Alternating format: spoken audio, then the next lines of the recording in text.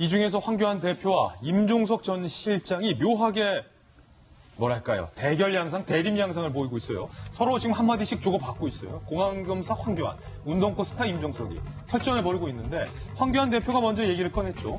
임종석 씨가 무슨 돈을 벌어본 사람이냐. 내가 그 주임 검사였다. 맨 싸움만 하지 돈을 벌지 못했다.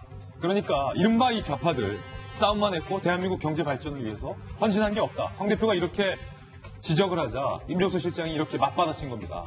공안검사 시절의 인식에서 진화하지 않고 살아가는 게 놀랍다. 그러니까 저 사람 옛날 사람, 과거 이렇게 서로 규정을 한 겁니다. 김병현 박사님, 네. 묘하게 둘이 계속 설전을 벌이고 있어요.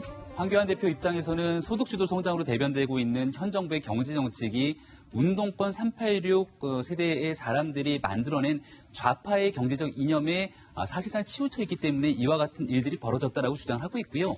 거기에 대한 대표 주자가 바로 임종석 비서실장이 아니냐라고 이야기를 하면서 설전이 좀 벌어진 것 같습니다.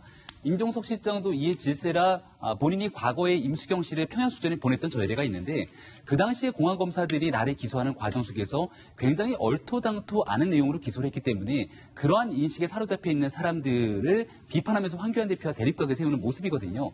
사실 임종석 실장 같은 경우는 이미 청와대 비서실장직에서 내려왔고 내년 총선에서 과연 어디에 출마할까에 대한 관심들이 좀 높아지고 있는데 종로 얘기도 나오고 있고요. 그러니까 종로에서 이른바 임종석 비서실장과 황교안 대표가 빅매치를 벌이는 것 아니냐. 그런 과정에서 서로가 기싸움을 벌써부터 하는 것이 아니냐라고 하는 전망들이 있는 지점인 것 같은데 제가 봤을 때는 종로에 나오기 위해서 굉장히 험난한 벽들이 존재합니다. 일단 정세균 전 국회의장이 아직까지 지역구를 물러날 것 같다라고 보이지 않는 부속들이 존재하고 있는 상황이고요.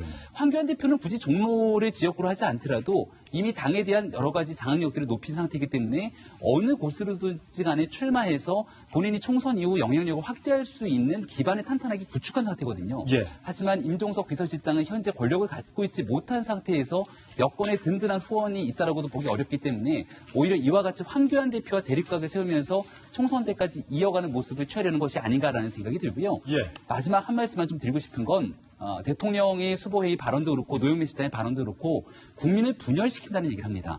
근데 제가 제일 우려되는 건 지금 한국당에서 주장하고 있는 건 경제적인 실정에 관한 문제 그리고 극단적인 대북 정책 때문에 북한이 미사일을 발사함에도 불구하고 제대로 된 이야기를 하지 못하고 있는 문제 이런 것들에 대한 우려를 표현하고 있는 거거든요. 근데 그런 우려에 대한 표현을 극단적인 정치라고 치부해버리면 이런 얘기 하지 말라는 거 아닙니까? 그럼 이것이 바로 한국당이 주장하고 있는 독재로 가는 길이다라는 비판을 받을 수밖에 없기 때문에 국민의 절반 가까이 되는 사람들이 반대하고 있는 내용이 있더라면 이를 귀담아 듣고 수정하기 위한 노력들이 필요한 것 아닐까요? 여기에 대한 대답을 먼저 좀 하고 난 다음에 야당과의 설득에 나서는 것이 진정 국민을 위한 통합의 길이 아닐까라고 생각이 됩니다. 예. 청와대까지 야당을 비판하고 나서면서 여야 사이도 냉랭한데 청와대와 야당 사이도 냉랭해지면서 당분간 이제 국회 협치는 조금은 좀 멀어 보인다라는 우려가 여기저기서 나오고 있는 대목이었습니다.